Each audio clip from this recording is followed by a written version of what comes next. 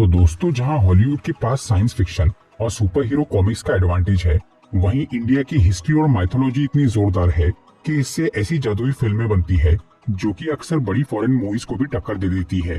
अभी ऐसी ही एक फिल्म आई है, मिरई, जिसमें इंडियन हिस्ट्री और माइथोलॉजी को जोड़ के एक बढ़िया स्टोरी दिखाई गई है जो कि मैजिकल और सुपर हीरो इन दोनों ही कैटेगरी का मजा देती है। तो अगर आपको इस तरह की मूवीज पसंद है तो ये वीडियो देखते रहिए। आज मैं मिरई फिल्म को शॉर्ट में एक्सप्लेन करूंगा, तो चलिए शुरू करते हैं।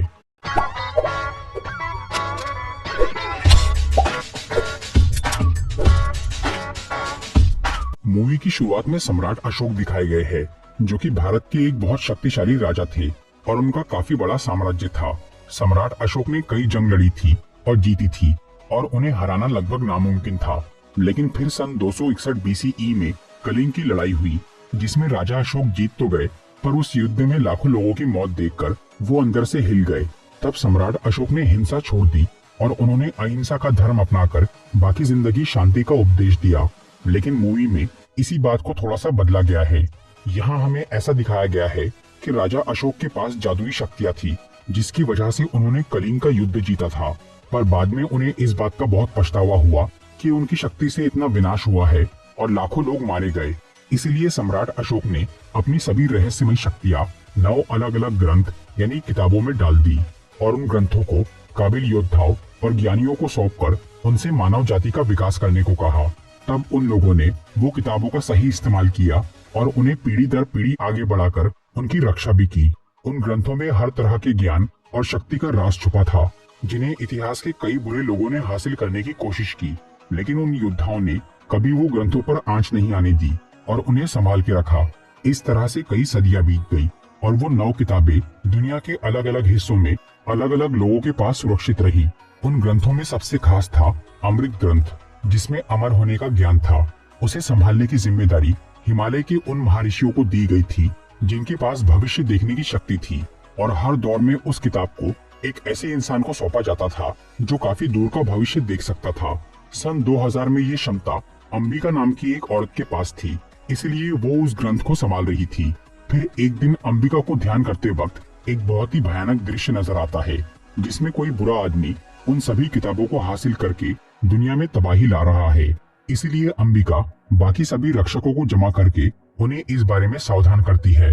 लेकिन उन योद्धाओं को अपनी काबिलियत पे बहुत घमंड था, और क्योंकि वो ग्रंथों को आज तक कुछ नहीं हुआ था, इसीलिए उन्हें लगता है कि आगे भी उन किताबों को कोई चुरा नहीं पाएगा। इसी वजह से वो अंबिका की चेतावनी को नजरअंदाज कर देते हैं और अपने अपने आश्रम लौट जाते हैं।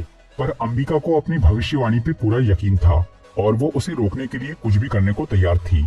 उस वक्त अंबिका प्रेग्नेंट थी, लेकिन फिर भी वो उस हालत में कैलाश पर्वत पे जाती है, जहाँ की बर्फीली गुफा में अगस्त्य नाम के एक महान ऋषि मुनि रहते थे, जो कि अमर थे और उन्होंने त्रेता युग में भगवान राम का मार्गदर्शन किया था। अंबिका उनसे मिलके उन्हें अपनी भविष्यवाणी के बारे में बताती है और उनसे इसका हल पूछती है। तब अगस्त्य मुनि कहते हैं कि उस बुरी ताकत को सिर्फ एक ही शक्ति रोक सकती है, जो कि भगवान राम का दिया हुआ मिरई नाम का एक छड़ी जैसा हथियार है, जो कि इस वक्त हिमालय पर्वत की एक खुफिया गुफा में रखा हुआ था। ये सुनकर अंबिका उस मिरई को लाने के लिए तैयार हो जाती है, पर अगस्त्य मुनि उसे बोलते हैं कि वो हथियार को हासिल करना इतना आसान काम नहीं है, उसके लिए बहुत सारे त्याग करने होंगे, तब जाकर वो किसी योग्य इंसान को मिलेगा। और अगस्त्य मुनि के मुताबिक वो शख्स अंबिका का होने वाला बच्चा था, क्योंकि उसकी माँ एक महान सन्यासी थी। लेकिन अगस्त्य मुनि कहते हैं कि उस बच्चे को मिरई के लायक बनाने के लिए अंबिका को उसे पैदा होते से ही छोड़ देना होगा, ताकि वो मुश्किल हालात का सामना करके धर्म की रक्षा के लिए तैयार हो सके। फिर अंबिका कैलाश पर्वत से निकल के वापस अपने आश्रम लौट जाती है, जहाँ उसके बच्चे का जन्म होता है। वो उसका नाम वेदा रखती है और उसे वाराणसी के एक घाट पे छोड़ देती है, और वो अपने आश्रम के एक आदमी बंशी को ये बोलती है कि वो 24 साल बाद वेदा को ढूंढे और उसे मिरई तक पहुंचने के लिए कहे।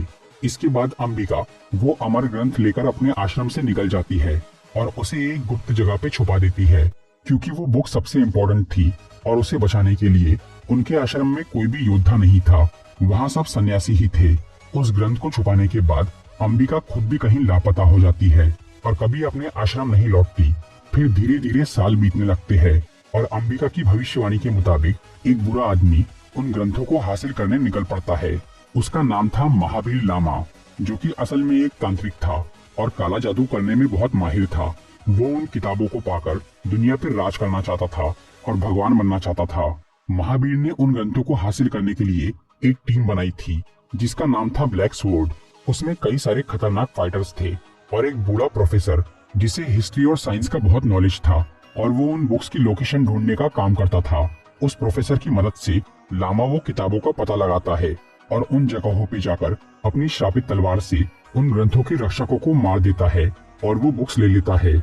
इस तरह से महावीर ने 24 सालों में 6 किताबें जमा कर ली। दूसरी तरफ हिमालय के आश्रम में बंशी को ये पूरी खबर थी कि लामा क्या कर रहा है।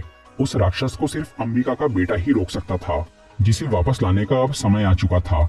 इसीलिए बंशी अपने आश्रम की एक लड़की विभा, जिसके पास दिमाग पढ़ने की शक्ति थी, उसे वेदा की तलाश करने भेज देता है। तब विभा सबसे पहले वाराणसी जाती है, लेकिन वेदा वहाँ नहीं मिलता।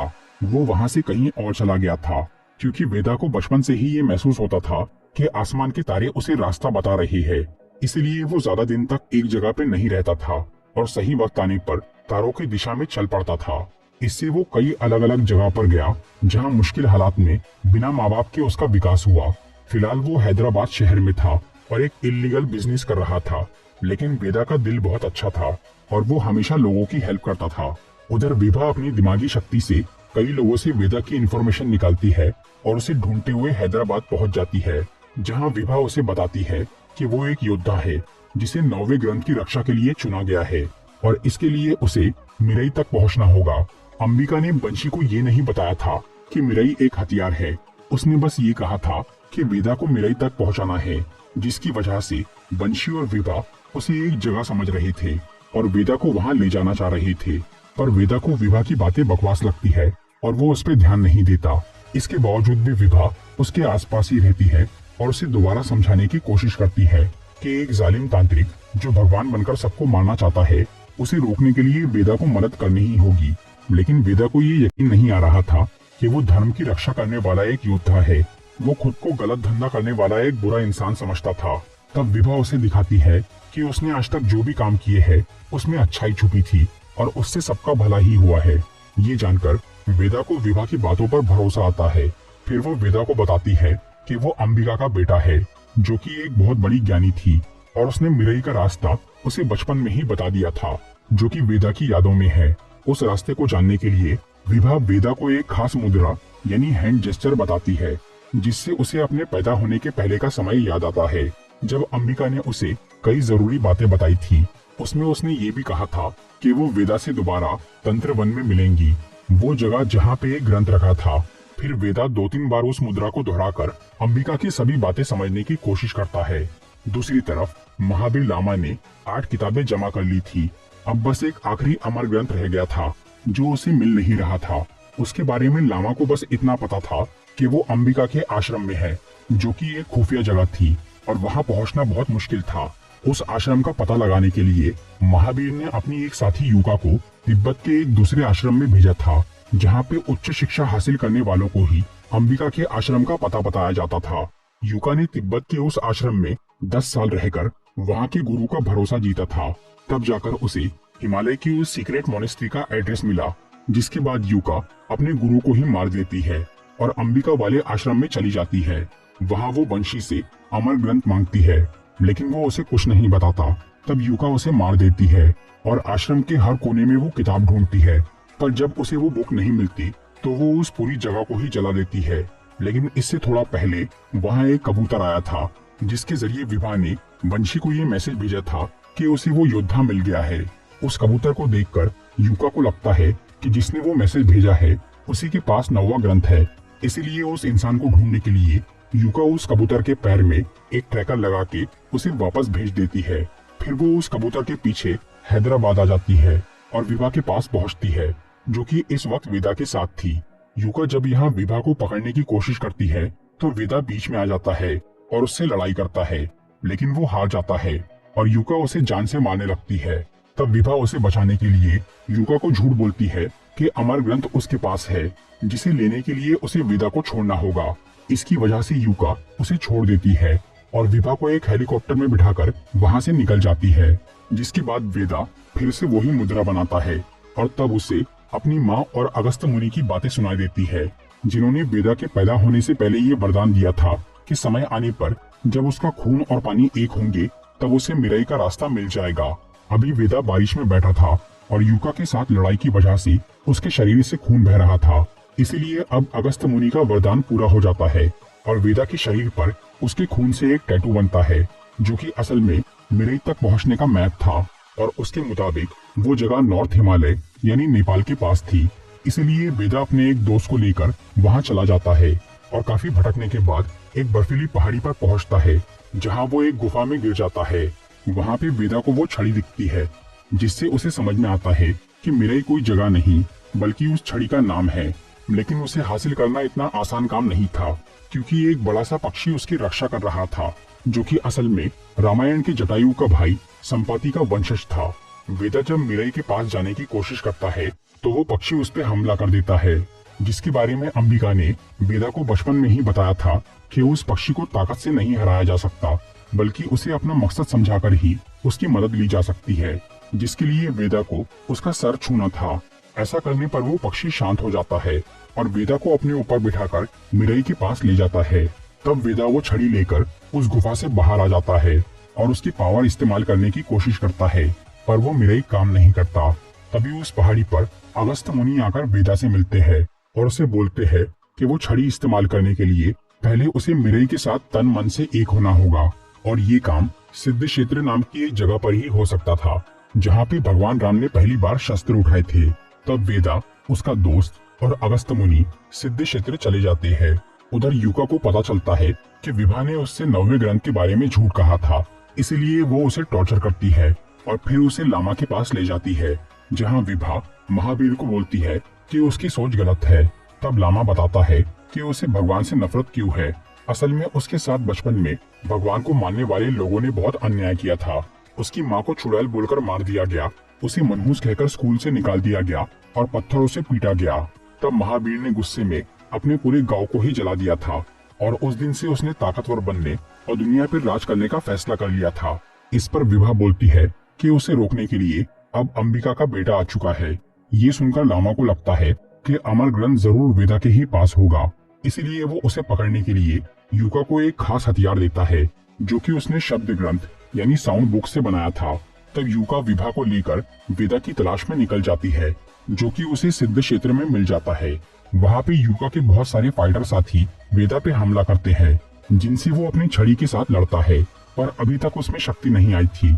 इसीलिए वेदा यूका के साउंड वेपन और उन फाइटर्स के सामने ज्यादा देर टिक नहीं पाता और हार जाता है।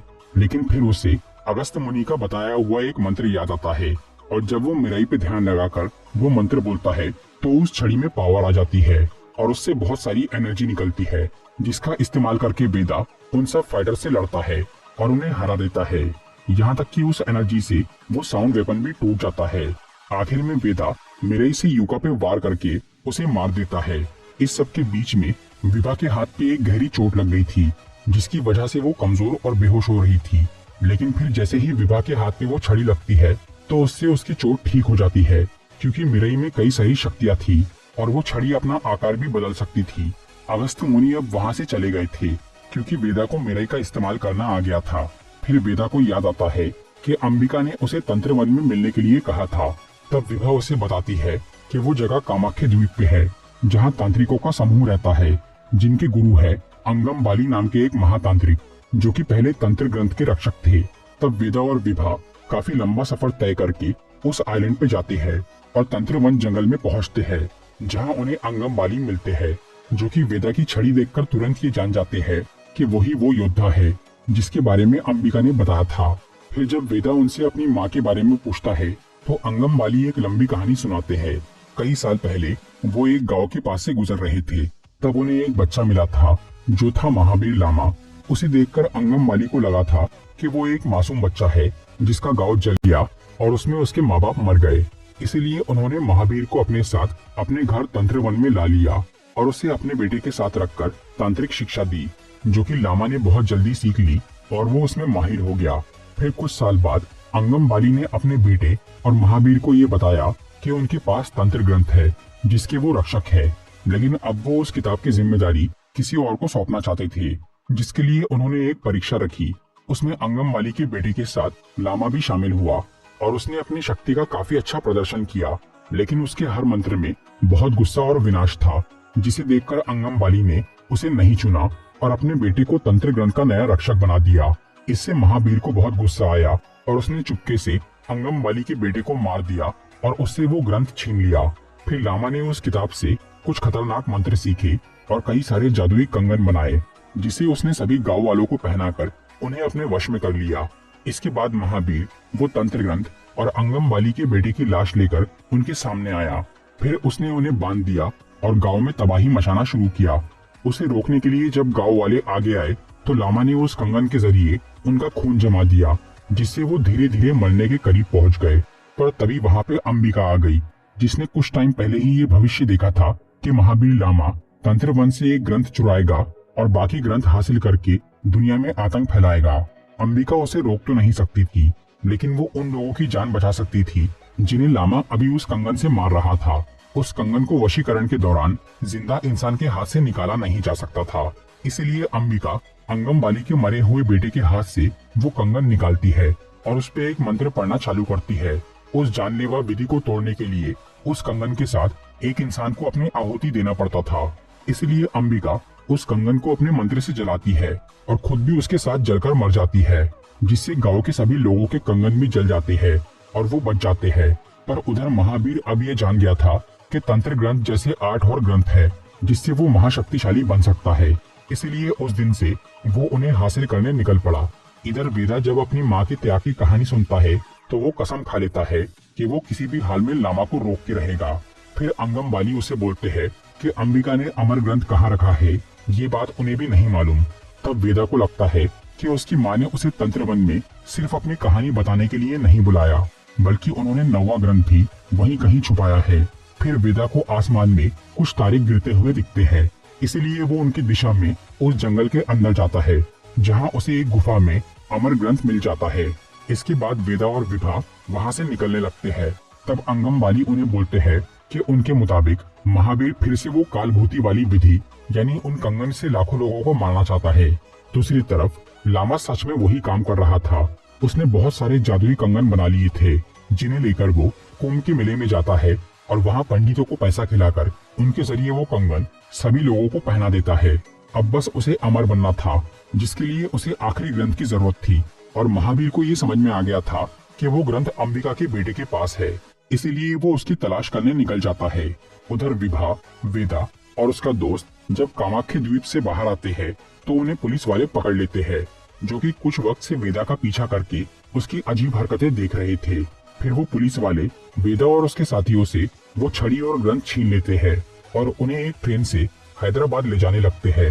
तभी रास्ते में उन पे लामा के कुछ गुंडे हमला कर देते हैं और वो ग्रंथ छीनने की कोशिश करते हैं। तब पुलिस वाले वेदा को छोड़ देते हैं, इसलिए वो उन गुंडों से लड़के उन्हें हरा देता है। इसके बाद वो अपनी छड़ी की ताकत से उस ट्रेन को रोकने लगता है, क्योंकि उन गुंडों ने ट्रेन के ड्राइवर को मार दिया था और महावीर ने आगे की पटरी का पुल तोड़ दिया था। फिर वेदा बहुत मुश्किल से उस ट्रेन को पुल से गिरने से बचाता है। फिर उसे दिखता है कि लामा ने आसमान में एक पोर्टल खोल के उसके जरिए कुंभ के लोगों का उस कंगन से खून जमा दिया है। तब वेदा उससे लड़ाई करता है, जिसमें उसकी छड़ी लामा को मिल जाती है और लामा की तलवार वेदा को। वो दोनों एक दूसरे की हथियार की शक्ति इस्तेमाल नहीं कर पाते, इसलिए उनसे ऐसे ही लड़ते हैं। पर क्योंकि महावीर ज्यादा ताकतवर था, इसलिए वो जीत जाता है और वेदा को पुल से नीचे फेंक देता है। तभी वहाँ वो संपाती पक्षी आकर उसे बचा लेता है। इसी दौरान लामा विभा के पास से अमर ग्रंथ छीन लेता है और सभी ग्रंथों को अपने अंदर समाकर महाशक्तिशाली और अमर बन जाता है। वेदा अब उसे मार नहीं सकता था, इसलिए अब वो खुद को त्याग कर कुंभ के मेले के लोगों को बचाने का फैसला करता है, जिसके लिए उसे अंगमवाली ने पहले से ही एक काला कंगन दिया था। उसका इस्तेमाल करके वेदा अपनी माँ की ही तरह एक मंत्र पढ़ता है ताकि वो उस काल भूति को रोक सके। इससे वो कंगन और वेदा का शरीर जलने लगता है, लेकिन क्योंकि अभी उसका मकसद पूरा नहीं हुआ था, इसलिए प्रकृति उसे मरने नहीं देती और वहाँ बारिश आ जाती है, जिससे वेदा बच जाता है। और फिर अचानक वो मिराई उसके सामने खड़ा हो जाता है और वेदा जैसे ही उसे पकड़ता है तो वो छड़ी एक धनुष बन जाती है, जो कि असल में भगवान राम का धनुष कोदंड था, क्योंकि राम जी ने पहले ही अगस्त मुनि से ये कहा था कि धर्म की रक्षा करने वाले योद्धा के हाथ में वो मिरई एक दिव्य अस्त्र बन जाएगा। तब वेदा उस कोदंड धनुष से महावीर पे वार करता है, जिससे वहाँ एक जोरदार धमाका होता है और लामा उसमें तबाह हो जाता है। उसके मरते ही कुंभ मेले के सभी लोग बच जाते हैं और वेदा का वो धनुष फिर से एक छड़ी बन जाता है। मूवी के मिड क्रेडिट सीन में हमें खड़गपुर नाम का एक दूसरा शहर दिखाया जाता है, जहाँ एक आदमी के पास किसी भी चीज को गोल्ड यानी सोना बनाने की शक्ति थी और वो बहुत जालिम था। उसे जब ये खबर मिलती है कि हैदराबाद के एक लड़के ने अपनी जादुई छड़ी से एक शक्तिशाली अमर आदमी को मार दिया, तो वो सोना बनाने वाला आदमी उस छड़ी यानी मिरई को हासिल करने के पीछे पड़ जाता है। इसके आगे की कहानी इस मूवी के पार्ट 2 में दिखाई जाएंगी, जिसका नाम है मिरई जैत्रेया। तो दोस्तों, ये थी मिरई मूवी की एक्सप्लेनेशन। अगर आपको ये वीडियो अच्छी लगी हो तो इसे लाइक और शेयर जरूर करिए और ऐसी ही इंटरेस्टिंग वीडियोस देखने के लिए सब्सक्राइब कीजिए हमारा चैनल और इस बेल आइकन को दबाइए ताकि आपको हमारी वीडियोस सही टाइम पर मिल सके।